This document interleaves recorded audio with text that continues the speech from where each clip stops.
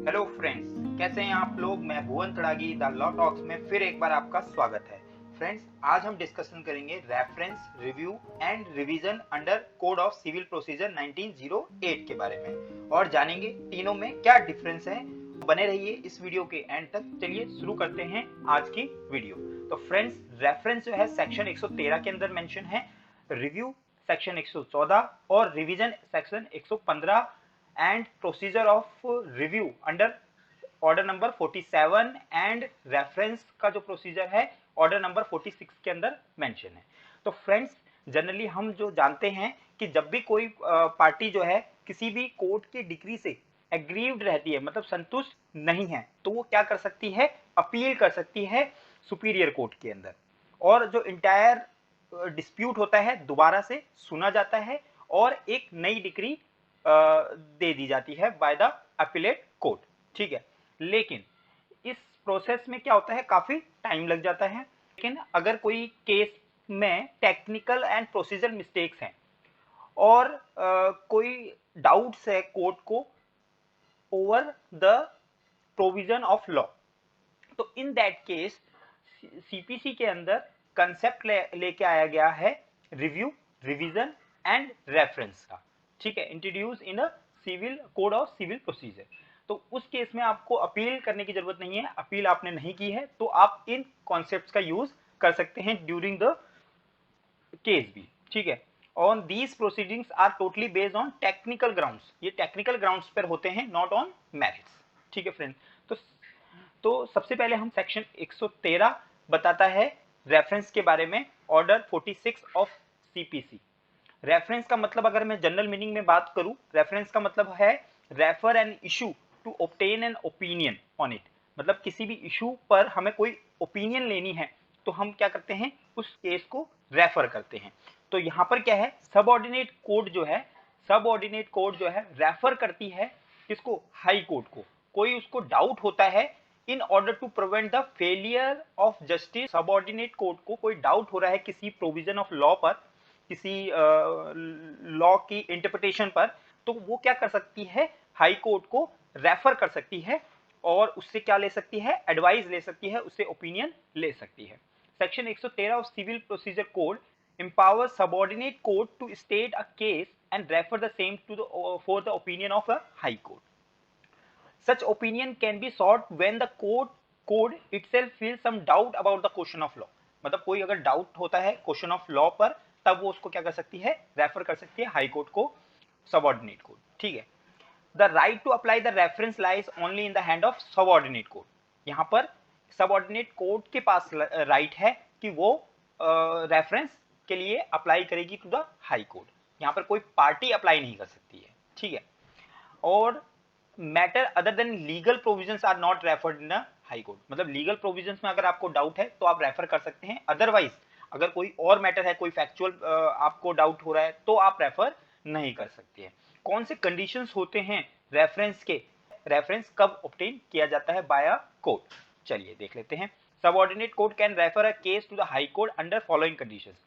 क्या कंडीशन है, पहले questions occur in the court where the case is being address about the validity of any statute and rules and policy. मतलब कोई validity के ऊपर question है आपका, स्टैट्यूट और रूल्स और पॉलिसी और कोई ऑर्डर के ऊपर, तो इन दैट केस आप क्या कर सकते हैं, केस को रेफर कर सकते हैं। कोर्ट फाइंड्स द एक्ट और some other law to be null and invalid. मतलब कोर्ट को लगता है कि कोई एक्ट जो है वो नल एंड वॉइड हो चुका है, तो उस केस में भी वो एडवाइस ले सकती है किसकी, हाई कोर्ट की।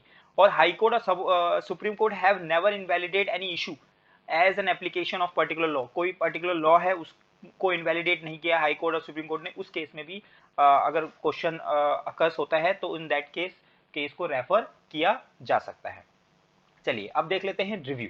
रिव्यू क्या है, सेक्शन 114 के अंदर मेंशन है, a review is a substantive right that can applied for in the court where the decree was passed। मतलब डिक्री यहाँ पर ऑलरेडी पास की जा चुकी है, मतलब केस की सुनवाई हो चुकी है, डिक्री पास हो चुका है, लेकिन डिक्री पास होने के बाद डिस्कवरी ऑफ न्यू और इंपॉर्टेंट मैटर और एविडेंस निकल के आए हैं और कुछ ऐसे सब्सटेंशियल इशू थे जो इंटरटेन नहीं किए गए थे during the proceeding, then that case, तो रिव्यू के लिए कोर्ट के पास इसको ले जाया जा सकता है। The court can review its judgment, जो भी उसने जजमेंट दी है उसको रिव्यू कर सकती है। It helps the court to review the judgment if there is any issue with respect to the decision given. जो भी डिसीजन उसने दिया है उसको लगता है कि अब इसमें चेंज मतलब कुछ फैक्चुअल चीजें नई निकल के आई है, तो उसमें क्या कर सकते हैं, कोर्ट खुद से उसको रिव्यू कर सकती है। ठीक है। Order 20 rule 3 of CPC state the once the judgment is pronounced the court can not alter. उसको अल्टर तो नहीं किया जा सकता जजमेंट को, लेकिन उसको रिव्यू किया जा सकता है। Court can not review judgment suo motu, खुद से वो सियो मोटो जजमेंट को रिव्यू नहीं कर सकती जब तक कि कोई पार्टी जो है वो एप्लीकेशन नहीं देती है। ठीक है। When application for review can be filed, application कब फाइल की जा सकती है रिव्यू के लिए। सेक्शन 114 बताता है if in a case there is a discovery of new and important matter और evidence then the court can review the judgment. मतलब कोई इंपॉर्टेंट और एविडेंस निकल के आ गया है तब उस केस में आप रिव्यू के लिए एप्लीकेशन दे सकते हो। If there is a mistake, कोई मिस्टेक है, मैथमेटिकल क्लैरिकल मिस्टेक्स आपको दिखाई दे रही है on the face of the record, तब आप रिव्यू के लिए एप्लीकेशन डाल सकते हो। या फिर कोई पार्टी जो है वो एग्रीव्ड है बाय द डिग्री और order which an appeal is allowed by the court, appeal तो हो सकती है बट अपील अभी तक नहीं की गई है। ठीक है। बाय अ डिक्री और a order from which no appeal is allowed, मतलब अपील अलाउड नहीं है, तो उस केस में भी आप रिव्यू के लिए एप्लीकेशन डाल सकते हैं। ठीक है। और लिमिटेशन पीरियड क्या है, मतलब कब तक आप रिव्यू के लिए एप्लीकेशन डाल सकते हैं, within 30 days after the date of decree और ऑर्डर। जब भी आपका डिक्री प्रोनाउंस की जाएगी उसके बाद आपके पास 30 दिन है, 30 दिन के अंदर आप क्या कर सकते हो, रिव्यू के लिए पेटिशन डाल सकते हो। ठीक है।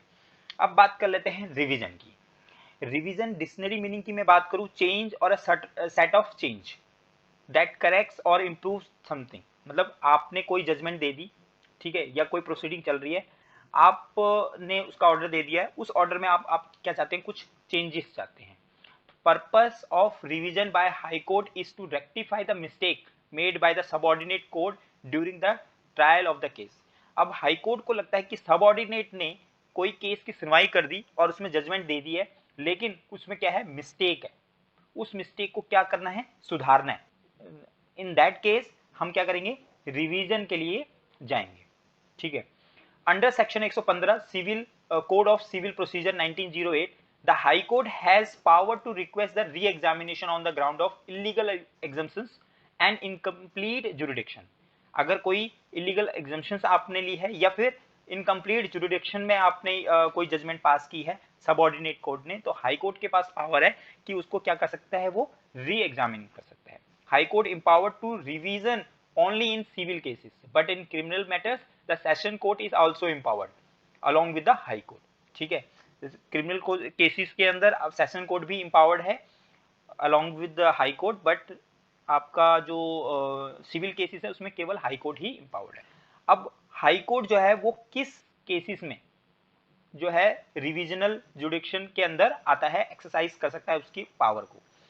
High court can exercise the revisional jurisdiction under the following conditions. पहला तो क्या है, case has been decide by the subordinate court, मतलब सबऑर्डिनेट कोर्ट ने केस को डिसाइड कर दिया है। When there is no appeal in the case, case के अंदर अपील नहीं की गई है। And the decision of subordinate court जो है, जो कोर्ट ने जो डिसीजन दिया है वो दिया है exercise of jurisdictions which is not vested to the court by the law, मतलब उसकी जुडिक्शन से बाहर का केस था, उसकी जुरिडिक्शन में वो केस ही नहीं आ रहा था, तब भी उसने वो केस पास कर दिया है। और has failed to exercise the vested jurisdiction, जो भी उसके अंडर जो जुरिडिक्शन था उसको वो एक्सरसाइज नहीं कर पाया। या फिर illegal exercise of vested power, जो उसकी पावर थी उसकी इलीगल एक्सरसाइज उसने किया है, और उसके उस केस के अंदर इरेगुलरिटीज, उस जजमेंट के अंदर इरेगुलरिटीज है।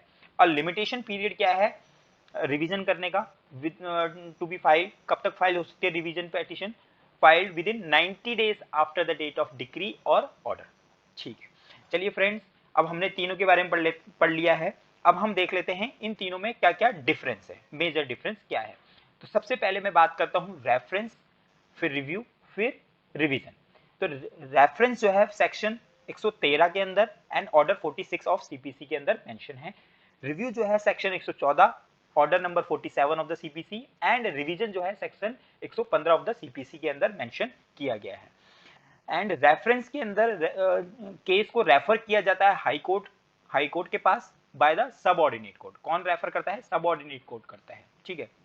और रिव्यू के अंदर application is filed by the plaintiff और एग्री पार्टी, मतलब प्लेंटिफ करेगा या भी जो एग्री पार्टी है वो क्या करेगा? रिव्यू के लिए एप्लीकेशन देगा, ठीक है, कोर्ट को। एंड रिवीजन के अंदर it is carried on application filed by the aggrieved party, जो भी एग्री पार्टी होगी वो एप्लीकेशन देगी और उसके बाद जो है एक्शन कौन लेगा? हाई कोर्ट लेगा, ठीक है। मतलब रिवीजन के लिए एक्शन तो हाई कोर्ट ही लेगा, लेकिन एप्लीकेशन कौन देगा? पार्टीज देगी, ठीक है। एंड रिव्यू के अंदर रेफरेंस के अंदर decision is solely in the hand of high court.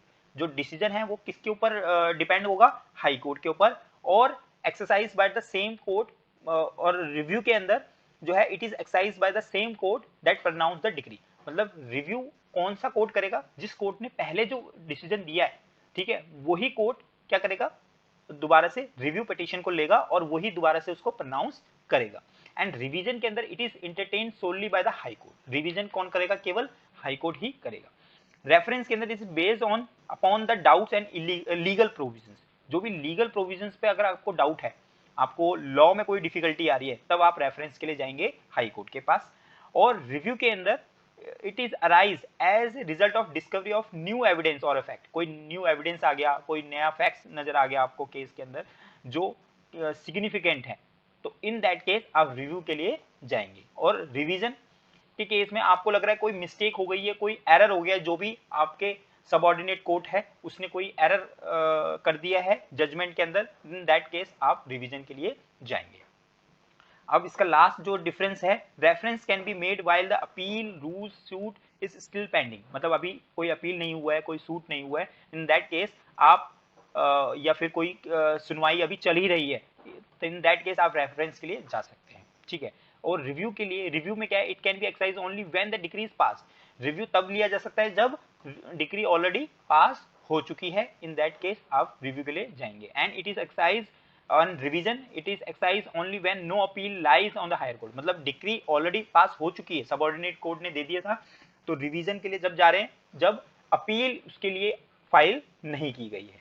तो फ्रेंड्स, ये था हमारा रेफरेंस, रिव्यू एंड रिवीजन के अंदर डिफरेंस।